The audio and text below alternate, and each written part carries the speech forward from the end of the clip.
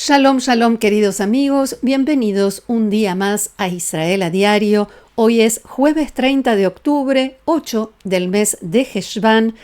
El cese de fuego en la franja de Gaza se mantiene, al menos por ahora, pero la tensión parecía haberse trasladado esta mañana a la frontera norte de Israel, al Líbano. Allí el presidente libanés Joseph Aoun anunció que dio la orden a su ejército de enfrentar cualquier incursión de Israel en el sur del país en defensa del territorio libanés y la seguridad de sus ciudadanos, según sus palabras. Aoun hizo esta declaración después de que las fuerzas de defensa de Israel confirmaran que llevaron a cabo una incursión nocturna en la ciudad de Blida como parte de una operación para destruir infraestructura terrorista de Hezbollah. Según informes libaneses, un trabajador municipal local resultó muerto en esta ofensiva. Esta mañana Israel también atacó un lanzacohetes y un túnel pertenecientes a Hezbollah cerca de la ciudad de Yarmak, en el sur del país, a unos 80 kilómetros de la capital libanesa. Mientras tanto, nosotros vamos a iniciar nuestra recorrida habitual por los diarios y otros medios aquí en Israel.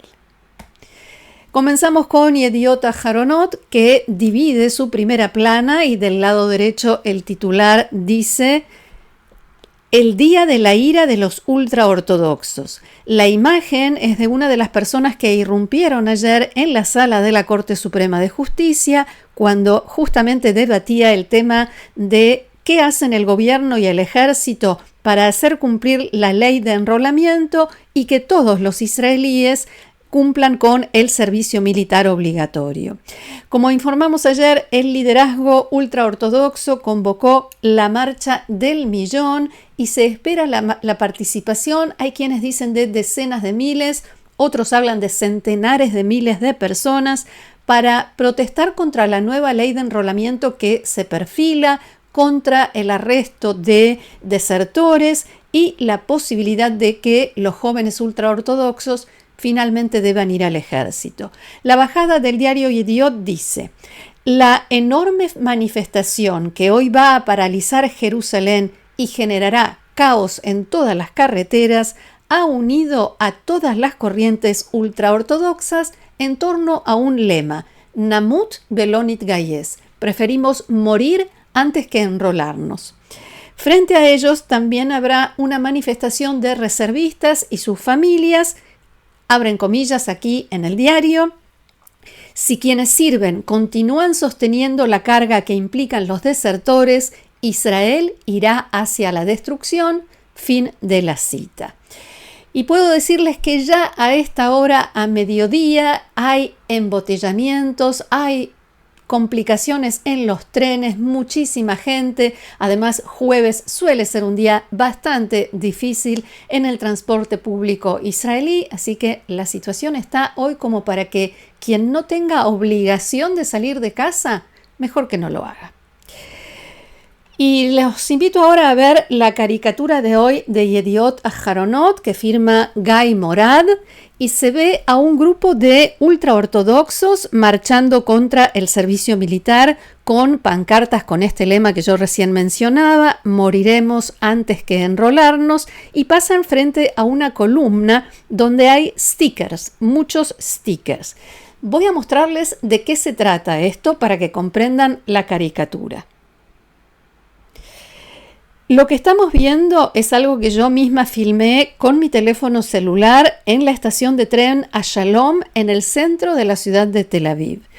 Pero no solo aquí, se ven por todas partes, son stickers de homenaje a la memoria de soldados caídos en la guerra que comenzó el 7 de octubre de 2023, con sus nombres, sus fotos. Algunos tienen una cita del propio soldado, otros una dedicatoria o una descripción de quién era, otros simplemente un lema, como por ejemplo amor gratuito en lugar de odio gratuito.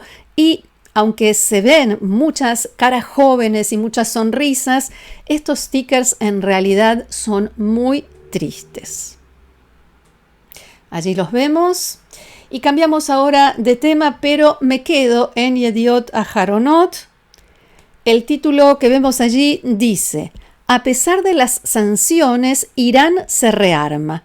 4 meses y medio después de la Guerra de los 12 días, la República Islámica está reconstruyendo su capacidad militar y se prepara para la próxima contienda. La cadena CNN publicó anoche una extensa investigación según la cual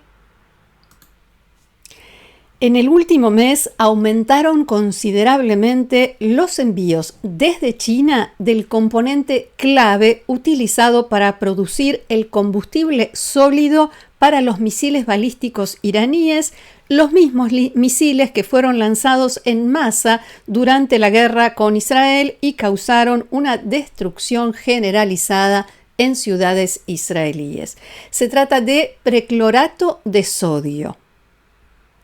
Recordemos que Irán ya recibía envíos de ese componente para los misiles de China incluso antes de la guerra, y en abril de este año sucedió lo que estamos viendo. La acumulación de este material en el puerto de Bandar Abbas provocó una explosión masiva y la muerte de 70 personas y heridas a cientos más. Durante la Guerra de los 12 días, Israel apuntó al programa nuclear, pero también atacó el sistema de producción de misiles, y el primer ministro Netanyahu, al final de la guerra, dijo que esta amenaza había sido eliminada por completo. Ahora, según esta investigación, que se basa en informes de inteligencia de fuentes occidentales, en especial de Europa, dicen que Irán está trabajando para recomponer su industria de misiles. Y allí vemos la investigación que presentó, como decía, CNN, que dice también que ni siquiera las sanciones que le volvió a imponer Europa afectan a Irán. Me refiero a las sanciones anunciadas a finales de septiembre en el marco del acuerdo nuclear, el mecanismo conocido como snapback, y a las que se opusieron China y Rusia. ¿Cómo lo hacen? ¿Cómo logran eludir las sanciones para comprar perclorato de sodio a China, a empresas chinas? Según este informe, este sistema de sanciones tiene una laguna. Si bien prohíbe a los países miembros de la ONU ayudar al programa de misiles de Irán, no incluyen el perclorato de sodio en la lista de sustancias prohibidas. Hay otras que sí sirven al programa de producción de misiles, pero no esta en particular. Según CNN, este hecho permite a China decir que sus envíos no infringen las sanciones internacionales. Según fuentes de inteligencia que hablaron con la cadena estadounidense, desde el 29 de septiembre, o sea, 2 días después de la renovación de las sanciones internacionales, llegaron a Irán entre 10 y 12 cargamentos marítimos de perclorato de sodio, con un total aproximado de 2.000 toneladas. Los expertos citados por el informe señalan que esta cantidad alcanzaría para unos 500 misiles. Si Irán quiere restaurar por completo su programa de misiles y devolverle la escala que tenía antes de la guerra, necesitará una cantidad mucho mayor que de ese material. Recordemos que no solo tiene que reponer lo que Israel le destruyó, sino también lo que utilizó, lo que nos lanzó a nosotros aquí, a los israelíes. Y a todo esto, a este informe se suma que el Organismo Internacional de Energía Atómica dice que Irán no está enriqueciendo uranio activamente en este momento, pero que sí hay actividad cerca de las instalaciones nucleares. Rafael Grossi, director de la Agencia de Control de la ONU, declaró que las reservas de uranio enriquecido al 60% del régimen iraní sobrevivieron a la guerra, a los ataques de Israel y de Estados Unidos de junio pasado, y advirtió que la agencia no tiene acceso a las instalaciones y que la información que se obtiene mediante imágenes de satélite es limitada. De acuerdo con Yediot Aharonot, en Israel siguen muy de cerca y con preocupación este tema y en general los preparativos de Irán para una eventual próxima contienda con Israel. De Irán nos vamos a la Franja de Gaza. Allí Hamás todavía retiene los cuerpos sin vida de 13 personas que fueron secuestradas aquí en Israel el 7 de octubre de 2023. Según informó esta mañana Galei Tzahal, la radio del ejército de Israel, aquí en Israel se espera que en las próximas horas Hamás entregue más cuerpos de rehenes, no se sabe cuántos, y hay distintas especulaciones o versiones que oscilan entre 2 a 4. En este momento la situación es la siguiente. Hamás ya anunció hace 2 días que tiene en sus manos que encontró supuestamente 2 cuerpos más. Sin embargo, no los entrega ni anuncia nada al respecto, al menos hasta el momento de hacer este informe. Al principio la excusa fueron los ataques israelíes, pero como sabemos, el alto el fuego se declaró ayer a las 10 de la mañana, entró en vigor a esa hora y hace bastante más de 24 horas que no hay ataques israelíes. La pregunta es, ¿qué hará Israel si es que ya decidió hacer algo frente a esta nueva y grave violación del acuerdo de cese de fuego por parte de Hamás? Y ya perdimos la cuenta de cuántas van. A propósito de esas violaciones del acuerdo de cese de fuego, el primer ministro de Qatar, jeque Mohammed bin Abdulrahman Al Thani, habló anoche en una entrevista sobre el ataque en el que resultó muerto el soldado israelí Efi Feldbaum el martes en Rafah, en el área bajo dominio israelí. Al Thani dijo que lo que sucedió fue una violación del cese de fuego. Cuando le preguntaron con insistencia quién era responsable de la transgresión, dijo que la parte palestina. Hamás emitió un comunicado en el que afirma que no está en comunicación con el grupo que perpetró el ataque. Aún no sabemos si esto es cierto. También dijo que Hamás dio versiones contradictorias sobre lo sucedido y que los mediadores sabían que iba a llegar después una reacción israelí, lo esperaban. Abro comillas, no nos importa quién hizo qué, lo que nos importa es asegurarnos de que este incidente no provoque el colapso de este acuerdo, dijo el líder catarí. Y el primer ministro Netanyahu visitó ayer el cuartel general estadounidense en Kiryat Gat, sede de la fuerza multinacional que supervisa el alto el fuego entre Israel y Hamás. Allí fue recibido por el almirante Brad Cooper, comandante del CENTCOM estadounidense y una de las figuras clave en la supervisión de la implementación del acuerdo de cese de fuego y liberación de rehenes. Y allí lo veíamos acompañado por el comandante en jefe de las Fuerzas de Defensa de Israel, Eyal Zamir. En este contexto, el primer ministro declaró que los aliados de Israel reconocen y tienen en cuenta la libertad de acción de Israel y su responsabilidad en materia de seguridad. Sin embargo, Ynet, el sitio web del diario Yediot Aharonot, informa hoy que cuando Israel esperaba la aprobación de Estados Unidos para poder reaccionar a las violaciones al cese de fuego cometidas por Hamás, surgió la idea de correr la línea amarilla, incluso se informó, o sea, agrandar el área bajo dominio israelí dentro de la Franja de Gaza. En Israel dijeron que fue una idea de los estadounidenses, pero ayer se informó que después de algunas conversaciones entre autoridades israelíes y estadounidenses, la idea quedó congelada, dice textualmente el informe.